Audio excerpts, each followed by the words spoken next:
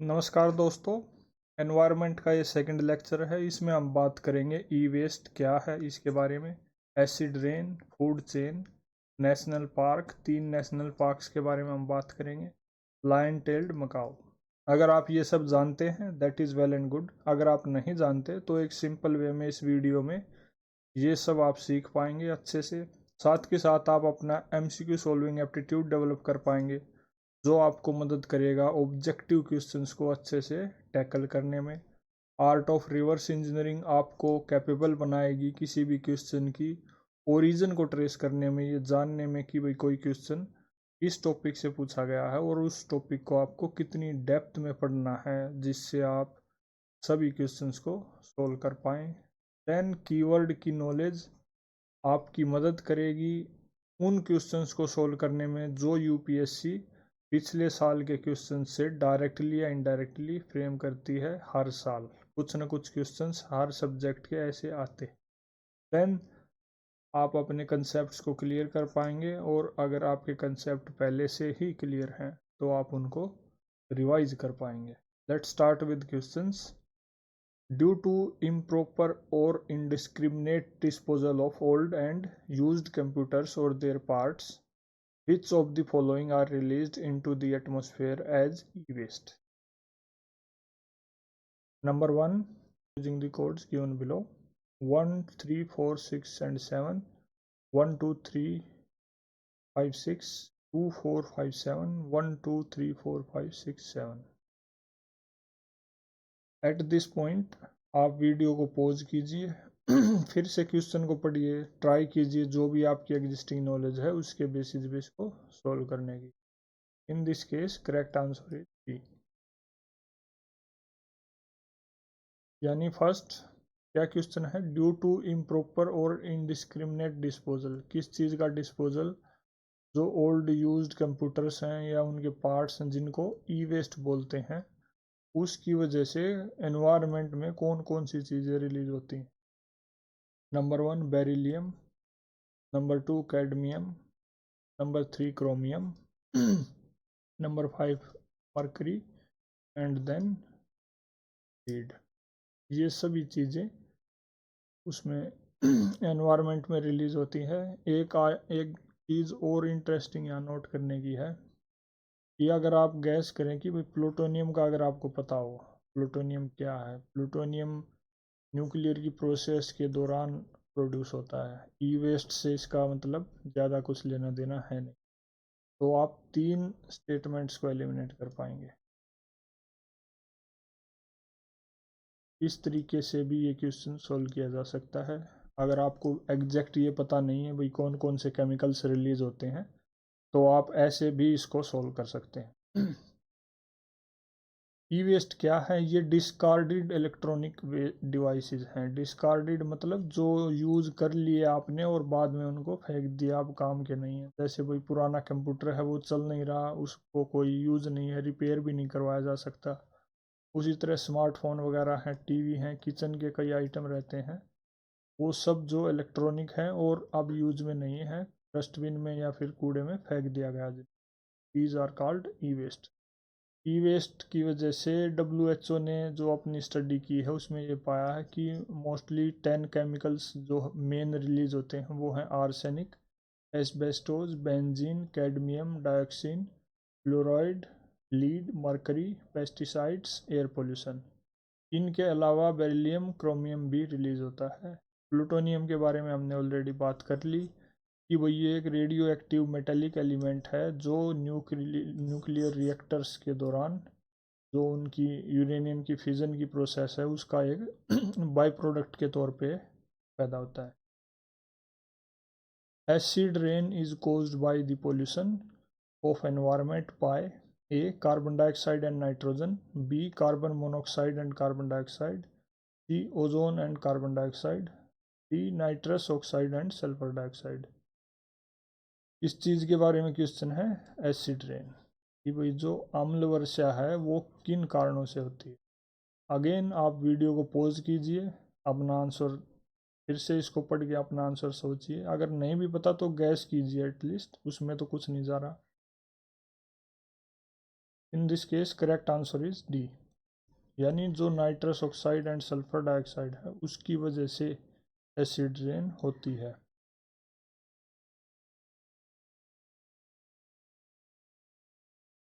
Acid rain है क्या? ये एक टाइप ऑफ प्रेसिपिटेशन है, यानी एक बारिश का ही टाइप है जिसमें हाईली एसिडिक नेचर का पानी जो भी गिरता है वो हाईली एसिडिक होता है, यानी उसका पीएच लेवल लगभग 4 से 5 के बीच में होता है। इन कारणों से ये होती है, जो भी नाइट्रस ऑक्साइड और सल्फर डाइऑक्साइड पोल्यूटेंट्स हैं एनवायरनमेंट में रिलीज होते हैं, किन वजह से? इंडस्ट्री वगैरह के धुएं में या फिर नेचुरल फैक्टर से भी ये पोल्यूटेंट्स रिलीज होते हैं, लाइटनिंग वगैरह, वोल्केनिक एरप्शंस वगैरह। तो ये जो पोल्यूटेंट्स हैं ये पानी के साथ, जो एटमॉस्फेयर में पानी है उसके साथ रिएक्ट कर जाते हैं और sulphuric acid and nitric acid बना देते हैं, जिसकी वजह से जो फिर नीचे आके एसिड रेन बोली वो काफ़ी मतलब बुरा असर डालती है ह्यूमन हेल्थ पे भी और जो इंफ्रास्ट्रक्चर है हमारा उस पर भी। जैसे स्टील के स्ट्रक्चर वगैरह हैं उनमें जंग लगना, या फिर बिल्डिंग वगैरह का टूटना शुरू होना, या फिर पेंट वगैरह की परत जो है उतरनी शुरू हो जाए, वो सब अफेक्ट हो सकते हैं एसिड रेन के। With reference to food chains in ecosystems, consider the following statements. Number 1. A food chain illustrates the order in which a chain of organisms feed upon each other. Number 2. Food chains are found within the populations of a species. Number 3. A food chain illustrates the numbers of each organism which are eaten by others. Which of the statements given above are correct? 1 only, 1 and 2 only, 1, 2 and 3 none. Again आप video को pause कीजिए, हर statement को अच्छे से पढ़िए। किसी statement को समझने में अगर दिक्कत हो, आप इंग्लिश मीडियम के हैं तो कोई बुराई नहीं है उस चीज़ का हिंदी ट्रांसलेशन पढ़ने में, उस चीज़ को आप मदद ले सकते हैं किसी भी स्टेटमेंट का मीनिंग अच्छे से समझने में, तभी आप ये जान पाएंगे कि ये ठीक है या गलत है। इन this case correct answer is a, यानी फूड चेन के कंटेक्स्ट में सिर्फ फर्स्ट स्टेटमेंट ठीक है कि वही जो फूड चेन है वो किस चीज़ को दर्शाती है। It illustrates the order in which a chain of organisms feed upon each other. ये चेन क्या है? ये एक टाइप ऑफ पिरामिड है जिसके बारे में आगे हम बात करेंगे। डिवाइडेड है ऑर्गेनिजम्स नीचे से ऊपर तक। Then food chains are found within the population of species, ऐसा नहीं है, ये बहुत ही डाइवर्स सिस्टम रहता है। Then a food chain illustrates the number of each organism which are eaten by other, it does not illustrate the numbers. ये जो बात है ये इस स्टेटमेंट को गलत बता देती है कि भाई ऐसा नहीं बताता कि भाई कौन कितनी संख्या में किसी चीज़ को खाता है, कौन किसको खाता है, ये मतलब इसमें बताया जाता है। देन फूड चेन एक कंसेप्ट है किसका? इकोलॉजी का। किस बारे में ये बात करता है? ये बात करता है कि जो कोई भी इकोसिस्टम है उसमें एनर्जी और न्यूट्रिएंट्स का फ्लो कैसे हो रहा है, इसके बीच में जो भी ऑर्गेनिजम्स उस इकोसिस्टम में रह रहे हैं उन ऑर्गेनिजम्स के बीच में एनर्जी और न्यूट्रिएंट्स का फ्लो एक्सचेंज कैसे हो रहा है, उस चीज़ को रिप्रेजेंट करना फूड चेन का काम है। इकोलॉजी का ये कंसेप्ट है। इसको इसमें जो भी स्टेप्स हैं उसके लिए उसको मतलब एक ट्रॉपिक लेवल का नाम दिया गया कि भाई each step in food chain represent a trophic level. जैसे मेनली ये 4 ट्रॉपिक लेवल हैं, इस टाइप से ये पिरामिड रहता है, मतलब बेस टू टॉप। इमेज भी आप देख सकते हैं एक बार। प्राइमरी प्रोड्यूसर्स हैं, then primary consumers, secondary consumers, then these are fourth level tertiary consumer. इस टाइप से पिरामिड नीचे से ऊपर की ओर चलता है, एनर्जी पिरामिड इसको बोलते हैं। इसमें आप देख सकते हैं प्राइमरी प्रोड्यूसर्स जो हैं वो सबसे बॉटम लेवल पे आते हैं। इनमें कौन कौन है? जैसे प्लांट वगैरह, एल्गे वगैरह, ये ऑटोट्रोपिक होते हैं, यानी ये अपना खाना खुद बनाते हैं। किसकी मदद से? सनलाइट की मदद से। कौन सी प्रोसेस से? फोटोसिंथेसिस की प्रोसेस। देन सेकंड नंबर है प्राइमरी कंज्यूमर्स, वो पिरामिड में थोड़े ऊपर आते हैं, जिनको हार्बीवोर्स भी बोला जाता है, यानी plant eaters. For example grass hoppers, rabbits, small fish, सब इस कैटेगरी में आते हैं। ये डायरेक्टली जो है प्राइमरी प्रोड्यूसर्स को कंज्यूम करते हैं, यानी ये किनको ईट करेंगे, नंबर 1 को।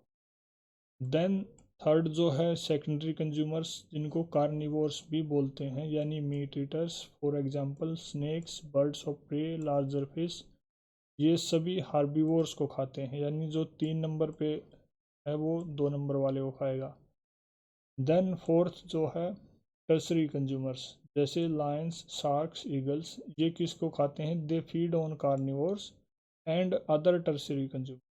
जो फोर्थ नंबर पे है वो इनको भी खाएंगे और जो इनके साथ वाले हैं उनको भी खाएंगे।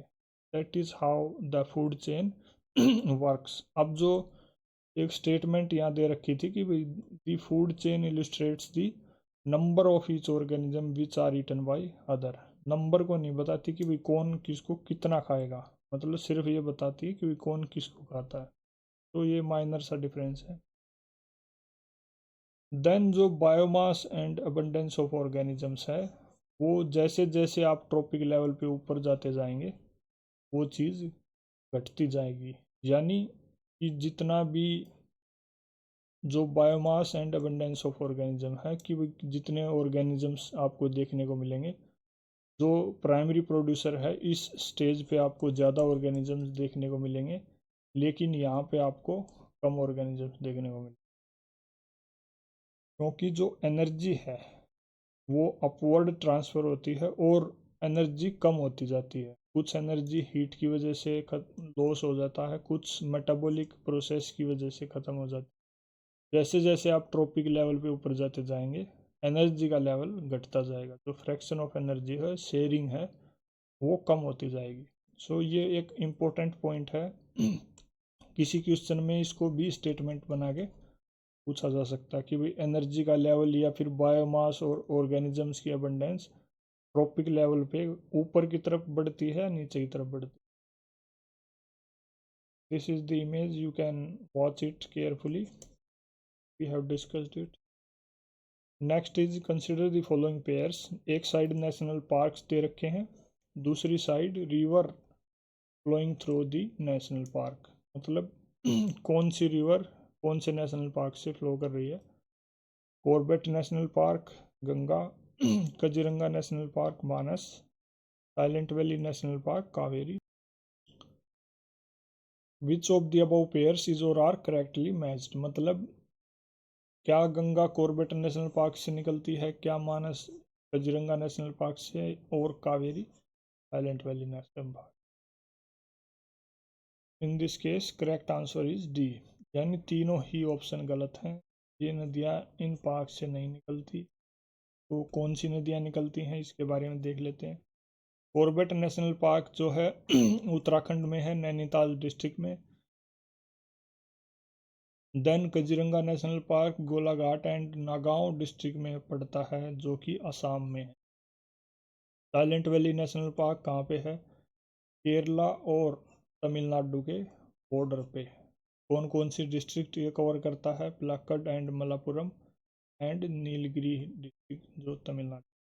मेनली ये नीलगिरी हिल्स में है, 2 स्टेट्स के बॉर्डर पे। एरिया वाइज देख लेते हैं। जो कॉर्बेट नेशनल पार्क है वो सबसे बड़ा है, उसके बाद कजीरंगा नेशनल पार्क है, then Silent valley national Park. अगर इन तीनों को कंपेयर करें, इन तीनों में सबसे बड़ा कॉर्बेट नेशनल पार्क है। देन कुछ फीचर्स इसके कि भाई जो पाटिल-दुन वैली है वो रामगंगा रिवर बनाती है, यानी रामगंगा रिवर इसमें से निकलती है। सोना नदी वाइल्ड लाइफ सेंचुरी भी यहीं है। कजीरंगा नेशनल पार्क है, इसको वर्ल्ड हेरिटेज साइट डिक्लेयर किया गया है यूनेस्को के द्वारा 1985 में। दुनिया की सबसे बड़ी इंडियन राइनोसेरो की पॉपुलेशन यहीं मिलती है। टाइगर रिजर्व भी इसको डिक्लेयर किया गया है। वर्ल्ड लाइफ इंटरनेशनल ने भी इसको इम्पोर्टेंट बर्ड एरिया डिक्लेयर किया है, रिकॉग्नाइज किया है। जो नदियाँ इससे एसोसिएटेड हैं वो हैं ब्रह्मपुत्रा, मोरा, दीपलू, मोरा, Dhansiri.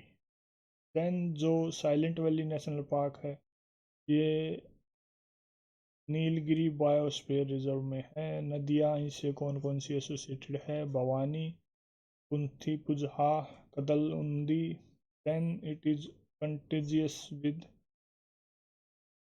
कर्मीपुजा national park and Mukurthi national park. Save silent valley movement यहीं शुरू हुई थी 1970s में। किसके अगेंस्ट? जो हाइड्रो इलेक्ट्रिक प्रोजेक्ट्स यहाँ बन रहे थे उनके against. It is the home to the largest population of long tailed Macau.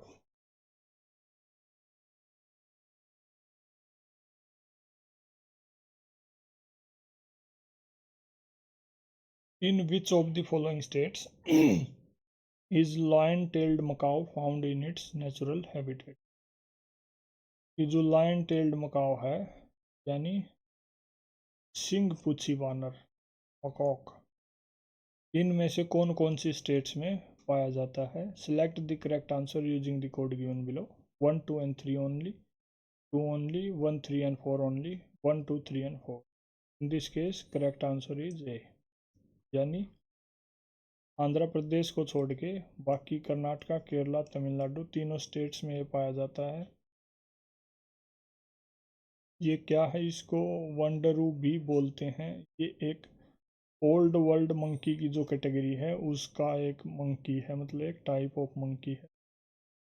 Old world monkey किन को बोलते हैं? जो मंकी अफ्रीका और एशिया में पाए जाते हैं। एक कैटेगरी का जो डिवीज़न है वो न्यू वर्ल्ड मंकीज़ हैं, वो पाए जाते हैं सेंट्रल और साउथ अमेरिका।